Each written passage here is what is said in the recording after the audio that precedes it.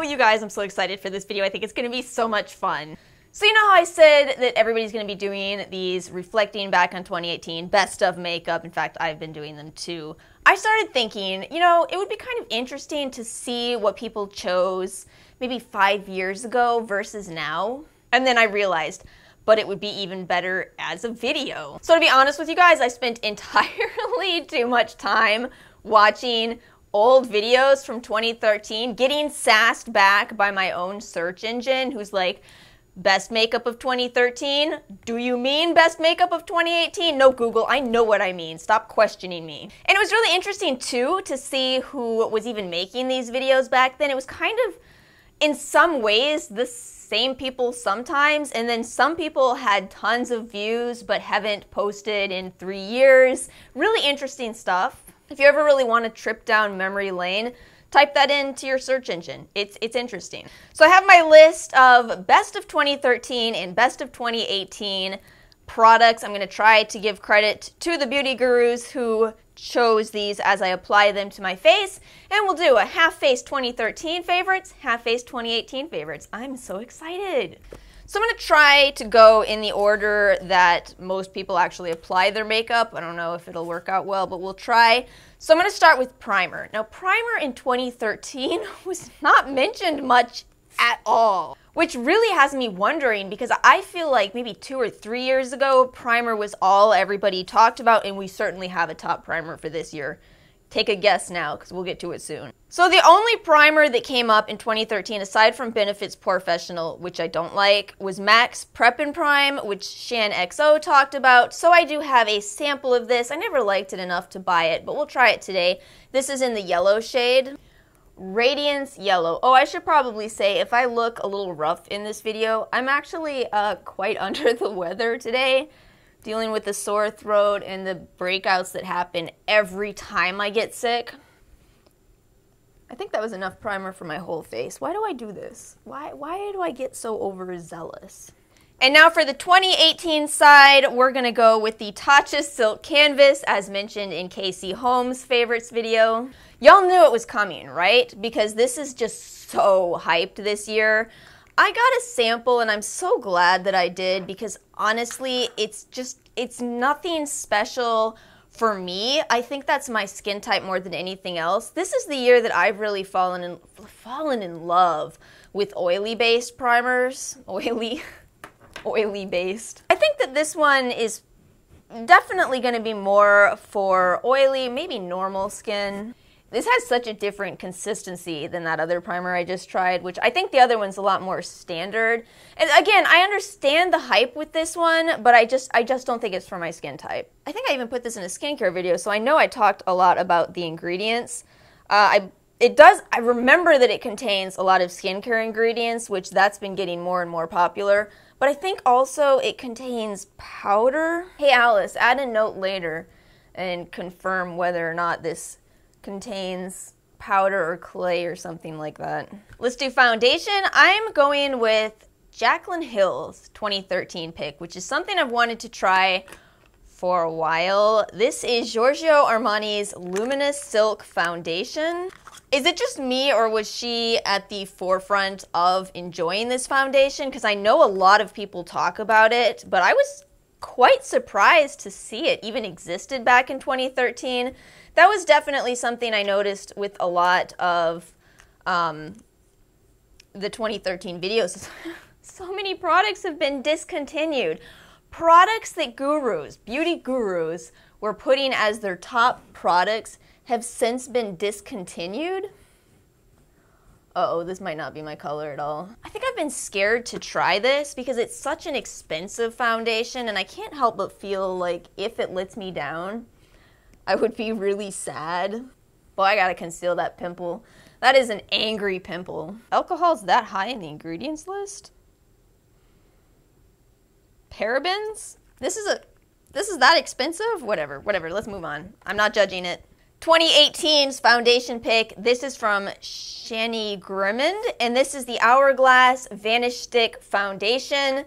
So I have a nub of this left. I guess I'm starting this video with all samples. I promise it's not all samples.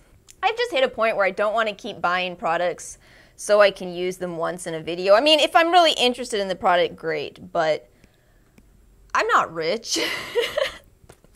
One of our friends came over recently and was like, wow, you guys have a really tiny apartment. And I'm like, it's not that small. And even if it is small, we have big hearts around here, and that's what matters. It's interesting how much more coverage this is giving me than the Giorgio Armani. I mean, I knew it was going to be this way because I've used this before. I do think this is a beautiful foundation, but I just won't spend the amount of money that it costs for a full size of this. Beautiful foundation, but there are so many other good foundations that are so much more affordable. Honestly, like the Ulta foundation stick, it's so good. It's so good. All right, we're moving on to concealer, and I think I'm gonna actually do this a tad bit differently and kind of destroy this whole, you'll see my logic. So the 2013 pick, this one was in pretty much every video that I saw. I'm going to go with the Radiant Creamy Concealer from NARS, as seen in Shan XO's video again and a bunch of other people. I'm just going to use this under my eyes. This is in the shade Creme Brulee. So I believe this is a cool toned concealer. So I'm going to use it under my eyes. Ooh, it's very pink. When you have a warm undertone like I do, the only time you can get away with using a pink undertone is if it's under your eyes and you're kind of color correcting with it, because the pink actually cancels out blue and under eye circles can be blue. For 2018's pick, I'm going to go with Andrea Renee's top concealer, and that was the Maybelline Fit Me Concealer. See, I do buy things sometimes for videos, so I'll try this one out. Today I bought 10 Light, and I'm going to use this to spot conceal. Oh, my skin is so cranky. Oh, I hate being sick. Maybe this concealer is more for under eyes too, because I see how it's a little more sheer than I expected it to be. So maybe this was a poor choice for how to use it. Keep in mind, this video is it's just for fun. Okay, so for powder, I'm going with the Rimmel Stay Matte, which was in Jen Loves Reviews favorites video of 2013. I didn't know she's been making videos for that long. Totally agree, this is actually a great drugstore powder that I've been buying for years. This is a pressed powder, although, do they make a loose version? I can't remember. I feel like they might. And then on the 2018 side, I'm going with Jamie Genevieve's pick, which is the Charlotte Tilbury Airbrush Flawless Finish Powder. Well, mine is covered in fingerprints. So this is not my favorite powder, but I am determined to finish it off. Here's my problem with this powder. Aside from the fact that it's $45, sometimes it oxidizes on me and sometimes it doesn't. As long as it doesn't, it's beautiful on the skin. So I feel like I've really been cautious in trying to finish off this powder just because I never know what it's going to do. But it's definitely something where I won't be splurging on it again. I am going to finish it off though. I'm going to go a smidge out of character for me today and actually bake under my eyes just a little bit. So I'm going to use this Revolution baking powder. Not a favorite, but it does work for the purpose of baking.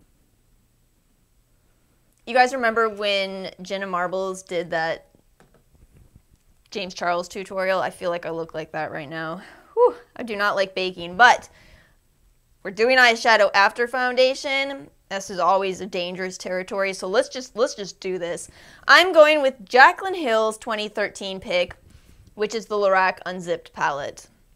This palette is so tiny that it actually escaped my declutter, or I probably wouldn't still have it. But you know, in all truth, it's not a bad palette. It's just one that I've forgotten about personally. What was also interesting about the 2013 videos is how often people mention singles. I didn't realize it was so recent in our makeup past that people were still talking about single eyeshadows, because nobody talks about singles in 2018. This is doable, but it's really making me realize how much better matte quality has become. It's really improved dramatically. I'm also really shocked at how infrequently the topic of eyeshadow primer came up. I don't get it. Is nobody using eyeshadow primer? So the other palette that came up a lot in 2013 favorites was the Lorac Pro, and I completely agree. That was a great palette, especially at its time. Oh my goodness, it was great. Like, this is pretty, and it looks very Naked 3, really. But am I ever going to reach for this? Probably not. This palette's going to get decluttered soon. Best of 2018 eyeshadow palette. I'm going with Wayne Goss's pick, or one of them, and that's the Dose of Colors Blushing Berries. I have very complicated feelings on this palette. I don't love it as much as I thought that I would, but I also don't hate it. I guess this is just one of those palettes that had so much hype for me and didn't deliver to the level of hype. That sure did blend out more easily than the Lorac Unzipped, for as popular as it was at the time. Oh, I hate baking. It's like this memento mori. In this section, I ended up doing the same thing on both sides, even though they are from different years. So I wanted to try a technique that Toddy had in her 2013 favorites video, where she starts with her liquid liner and then goes over it with the Urban Decay 24/7 pencil, just to kind of smooth out the edges. I actually really liked this technique, and I don't know why we don't talk about it more.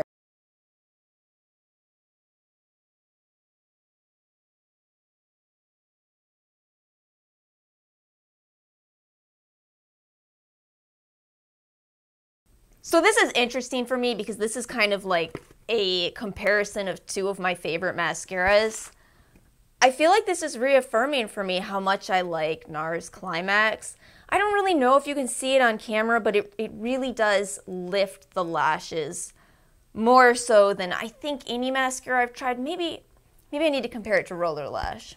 We're gonna do brows next. This is the first category where the same product is getting continued from 2013 to 2018. Now, this was actually really a very difficult decision to make. I'm going to be using the Anastasia Brow Wiz pencil, first time using this, by the way, and also the Anastasia Brow Gel, which I have a sample of. These were both Nicole Guerrero's and Jaclyn Hill's favorite picks. And it seemed like in 2018, more people were talking about Benefit products occasionally, but this one just kept coming up again and again. It's funny, I thought it would be Dip Brow more than anything else. But much to my surprise, I even went on the Sephora website. I sorted brows by best-selling, and these are the top 2 brow sellers, so I guess they're just classics. And it was in that moment that I realized how much I need to try this pencil. So let's see what hype you have. I genuinely, from the bottom of my heart, hope you guys never have to find out how long it took me to arrive at such a mediocre result. But you know what? The thing is, that brow pencil, that tiny little tip is definitely made for people with a thicker brow who don't have to sculpt in a ton of hair. Let's go back to finishing up these face products. Now, I've got the Benefit Hoola in the 2013 side. I'm going with this because it is a completely matte formula, so you can contour with it. Why on earth is this looking so warm tone? And then on the other side, I'm going to use the Fenty Matchstick in the shade Amber. This was in Arna's Arna Awards, and I think that even though I only saw it in her video, I think it needs to be in this video because I do think a lot of people were still using these types of products in 2018, the Fenty products, I mean, and stick products. So we got to get some stick representation in the 2018 side. See, that's a cool temperature. That's a contour temperature right there. We're going to do the same thing with blush as we had to do for the eyebrows. I swear on my life, blush is the most underrepresented category of all makeup products. Nobody talks about blush. The only product that seemed to be mentioned and kind of in passing in 2018, or 2013 rather, was the NARS blushes, but people kept emphasizing, except we all know about Orgasm, so let's talk about something else. We're gonna use it. At least I get a good amount of color when I use this Clinique blush brush. My favorite blush brush of all time, a Clinique brush. Not something that I ever would have expected. Dripping my blush on just makes me so happy. It does. Side note, this is still the bestseller on the Sephora website after all of these years. It just won't go away. I think that people don't know what blush to use other than this one. That's my guess. Again, because it's underrepresented. Okay, 2013's highlighter, guys. You're going to believe me 100% when you see it. This was in every video. Mine is Ancient. It's still going strong. I've loved it as well. It's a great highlighter. It really is. One thing that's funny is I feel like there have been a lot of highlighters. I really do feel like I'm highlighting that pimple right now. Anyway, there have been a lot of highlighters that have come out since this that kind of look exactly like this on. And we're still buying them. It's painful, but it's true. For 2018, I'm going to use the Makeup Revolution Incandescent Quad. This was in Casey Holmes' top picks. And I agree, the only thing that I would add with this, it really is a gorgeous highlighter. I do have to spray setting spray over this to make it last though. These are just very soft, very powdery, and they can have a very short wear time if you don't spray them with setting spray or fixing spray. Yeah, okay, I will give that this one has a lot more of that bling factor to it. And in 2018, we have to have this 4-pan thing. We can't just buy one highlighter anymore. It's all kind of funny. You guys, this is where we're gonna see such a massive difference between 5 years. It's gonna be written on my face, if you know what I mean. 2013's pick I grabbed from a Nicole Guerrero video, and that is the Lime Crime Babette. I think somebody else had this in their favorites too. I just forget who at this point. You're gonna see it. Just get excited. Oh my gosh, look at that color. It's so 2000s. It's so perfect. I can't get over it. For 2018, I've got another Wayne Goss pick, and that is the Charlotte Tilbury Pillow Talk. By the way, I used the liner before applying both of this.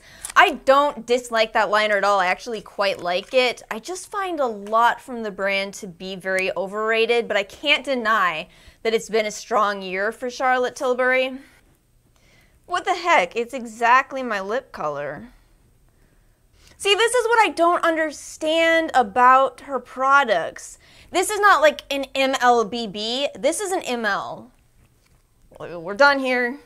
Why is that so hyped? Maybe I need to try this one more. Obviously. If you're part of the beauty community, then you know I just grabbed this as a 100-point perk. What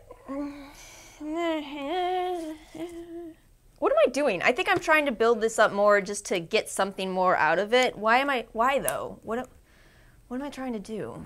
All right, guys, we've arrived at the end of the video. Wait, let me take the antlers off. Here we have the full face, half face, and Beauty Guru favorites from 2013. I'm sorry, I still can't get over how much the lips and the eyes are just so 2013, if not a little older than that. Perfect, it's perfect, I love it. In that nostalgic type of love way, you feel me? And this side is 2018 favorites from Beauty Gurus. I think it's very 2018. Minus false lashes, which I didn't feel like doing. Let's be honest, you never feel like doing false lashes, Alice. I like how in 2018 we have put more emphasis on highlighter than lipstick. Do you know what I mean? Like, we had all of these kind of lighter tones back in 2013. Now we want our cheeks to be what pops the most. I'm not really impressed with that foundation, but I'll give it another go. Maybe in the right shade. Maybe I'll pick up a sample. I don't get it though right now. I'm just kind of like, it's a foundation. And I'm really not liking that Hoola as a contour. What do you guys think? Would you have added any other products into this video? Do you think I left anything out? Leave me your thoughts in the comments section below. Thank you so much for watching. Make sure to like and subscribe, and I'll see you guys next time.